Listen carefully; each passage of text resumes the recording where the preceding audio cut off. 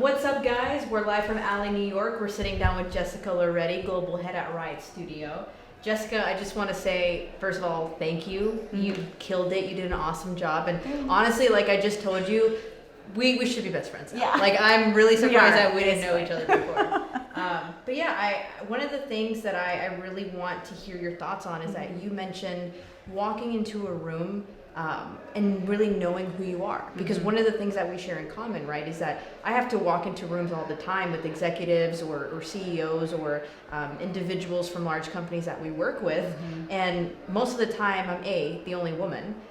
B, I'm the only Latina woman, and then there's always this perception like, why is this brightly dressed person here talking about what we're going to do and business strategies, and that's something that you honestly and openly talked about, because I feel like not enough individuals, whether they're women or not, that are in our positions that they talk about that, and what are the stigmas and the hurdles that you have to, what do you face when you're having to deal with that? So I'd love to hear from your perspective, A, what has that been like, and kind of the push and pull of figuring out how do you prove yourself but ultimately stay authentic to yourself?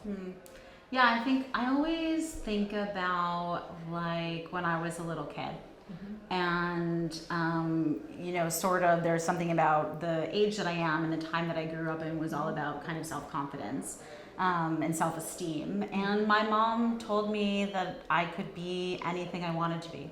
And I really believed her when she said that. And so I always think about, I think of my life and like the story of my life as like chapters of my life, and just try to follow things that I'm interested in and things that I can learn about and can teach me something about myself or the world around me, and it's kind of taken me on like a very circuitous journey through a lot of different industries and careers. I have a pretty non-traditional background. I spent my 20s as an artist. I started a band, I started a record label, I toured all around the world. I got into digital media not until I was 30, and then actually left digital media and started working at a social impact agency, and then came back to digital media. And so all of that, I think, is just sort of been thanks to the network that I've grown over the years of artists and entrepreneurs and collaborators and all of those things, and how all of those things ladder up to something larger that when you look back seems like it was super easy, right? And one of my favorite sayings is, it takes 10 years of hard work to become an overnight success. Very true. But I think it's like you often are in those kind of situations where you're like, I don't know about this thing, and you have to sort of, a lot of people talk about imposter syndrome, but I sort of think it's the opposite, where I often just remind myself that nobody else knows either. Like everybody is just making up everything as they go along and learning things and trying to figure it out. And it's just kind of having that confidence to walk into a room and say, this is what I think. And I might be wrong, and I'm scared, and that's okay. And like being scared is part of the human experience. And I think as long as you can kind of, someone tonight said something which I thought was so right on, which is about, it's not about being scared, it's about being brave. Yeah, and I thought that's really true and really resonated with me. And I think that I sort of get a thrill out of those moments where I can walk into something where I feel like I don't know what to do here, but I have faith that I can figure it out. And really, careers and jobs and all these things are just problem solving. Exactly. Like everything that you're doing in your job is just 99% of it is solving problems. So if you feel like you can do that, which most people can do, you should be able to. Or you should be able to do. Yeah. It's just like, it's really human, It's like the key to people's successes are communication, conflict resolution, like all of these kind of things. And the sooner that you can get better at those kind of human being skills, the better you'll be in your career, as well as your personal life, I would say. Exactly.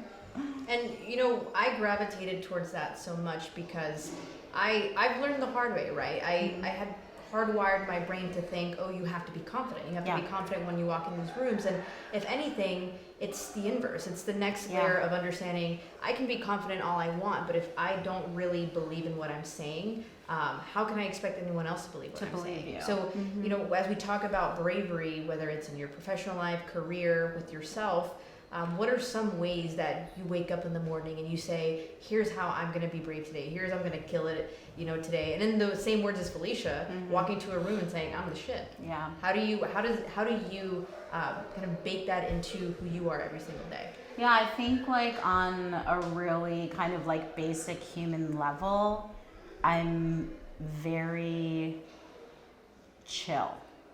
Like I'm very. That's why we vibe. Yeah. That's why we vibe. I'm so chill. I'm very like, people are always like, what are you doing this weekend? And I say, nothing. Grey's Anatomy. I'm doing literally nothing. And I think that I give myself a lot of time to recover, to reflect, to think, and to grow and to build. And that requires a lot of like quiet time for me and like meditative time. And I think that that is also the kind of quality that allows me to like walk into a boardroom of 50-year-old white man and just say, we need to do X, Y, Z. And have the confidence and the bravery to do all of those things because I have that kind of mental stillness. Yeah, that's awesome. I mean, before I get to the last question, you bring up something really powerful. One of the things for me, because I've been here for 5 years, and like I said, out there, startup years are like dog years. Yeah. So I really feel like I've had the amazing ability to be part of this company from the ground up. But in that process, it's understanding who are you, how do you separate yourself from your title, your job, and most importantly, how do you take care of yourself? Yeah. Because taking care of yourself means different things to different people. Yeah. And I think this was really synergetic to what Claude had mentioned. Get to know people in their natural state.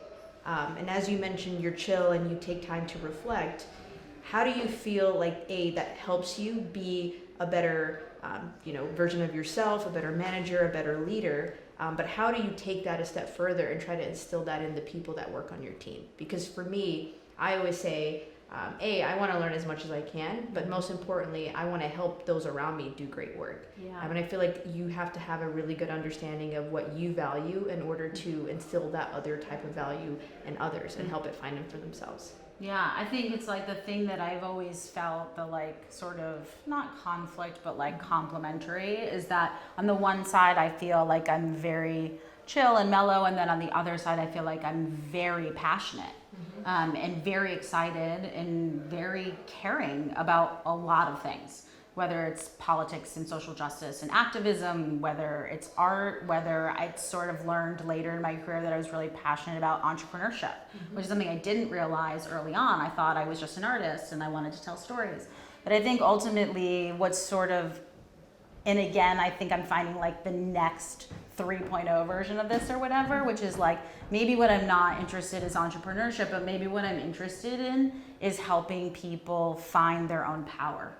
And that's something that is connected to all of those things that I've always been interested in. So my leadership style, I joke, is very like Coach Taylor, clear eyes, full hearts, can't lose. And so I think I have like a Monday morning meeting with the team where usually I just like wax poetic about whatever I've been thinking about over the weekend. Like this week, I did a whole thing about the gun violence prevention march that happened over the weekend and talking about how I believe in how progress happens and how that it takes everyday people finding the power inside of themselves to make a difference and to make a change, and that it's small acts amongst human beings.